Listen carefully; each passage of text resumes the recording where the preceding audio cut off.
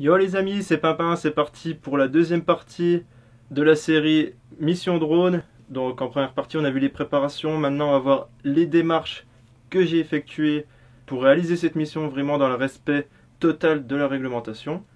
En petit 1, la démarche par rapport à la préfecture d'Épinal.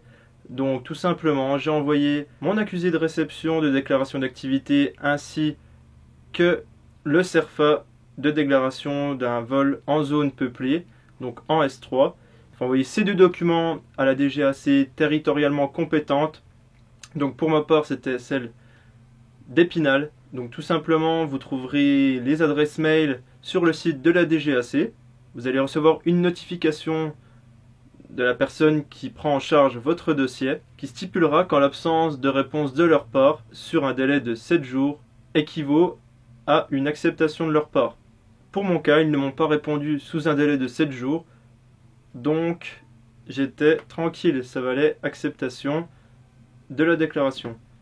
Donc dans un second temps, j'ai appelé l'hélitation de l'hôpital Émile Durkheim. Donc le numéro qui était stipulé sur la carte VAC était celui de l'hôpital, donc il a fallu vraiment remonter les échelons pour arriver jusqu'à une personne qui va comprendre ce qu'on leur demande. Donc c'est pas évident. Il faut savoir que ce système n'est pas non plus tout récent, mais que beaucoup d'organismes ne connaissent pas les procédés d'une mission drone. Donc à ce moment-là, il faut clairement leur expliquer que vous voulez discuter avec une personne qui s'occupe de la circulation aérienne. Pour l'hôpital Émile Durkheim, je suis tombé directement avec le directeur qui a su me dire que l'hélitation était fermée temporairement et qu'il n'y avait pas d'hélitation provisoire. Donc à ce moment-là, c'est tout simple. Je ne prends plus en compte cette hélitation. Donc dans un troisième temps, j'ai appelé donc l'aérodrome LFSE Épinal Dogneville. Ce n'a pas été évident de trouver la personne concernée. Je suis tombé sur l'aéroclub vosgien. Donc tout simplement, j'ai demandé à cet aéroclub de me donner les contacts qualifiés et compétents pour répondre à ma demande. Donc je suis tombé sur une personne par la suite que j'ai donc pu simplement contacter par mail, qu'il m'a demandé ma hauteur de vol, ma position géographique, où j'allais voler, de quelle heure à quelle heure, etc. Donc je lui ai fait un mail que je vais vous mettre à l'écran, comme ça vous pouvez voir un peu comment ça se passe.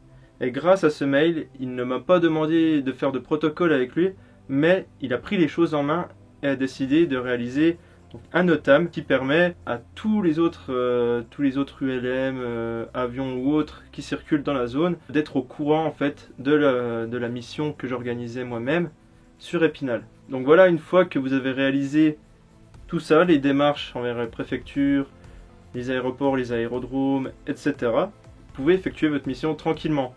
Pour ma part, je l'ai réalisé avec ce petit drone ici, donc qui est l'Inspire 2 de chez DJI. Donc vous allez certainement me demander pourquoi ces deux petits tubes sur le côté en carbone. Donc ce sont des parachutes, donc des parachutes obligatoires pour du vol en S3 avec une bête de ce poids. Donc voilà le DJI Inspire 2 équipé de la Zenmuse X5S, objectif 45 mm. Je dispose de plusieurs objectifs dépendant de la mission que j'ai à faire. Donc voilà pour ce qui est du drone. Si vous voulez vous procurer ces parachutes qui sont homologués et certifiés par la DGAC, donc je vous mets le lien dans la description. C'est l'entreprise Dronavia qui est maintenant mon partenaire qui se situe sur Nancy. Si vous lui dites que vous venez de ma part, vous pourrez tester gratuitement différents drones. Donc il faut savoir qu'il a un panel extraordinaire de drones, donc vous pouvez tester sur place. Même si c'est une demi-journée, une journée entière, vous pourrez le tester autant de temps que vous voulez, gratuitement, grâce à notre partenariat. Ça me ferait vraiment plaisir de lui amener des clients, car c'est une personne vraiment fiable, et c'est le seul qui propose vraiment de tester les drones dans une enceinte vraiment prévue pour en extérieur ou en intérieur. Donc c'est vraiment un gros point positif pour ceux qui hésitent quel drone acheter, un Mavic Air, un Phantom, un Aspire. Et voilà, je vous remercie, c'est déjà la fin de cette vidéo. N'oubliez pas de mettre un petit commentaire si vous voulez en savoir plus sur l'Inspire 2, sur les parachutes ou autres.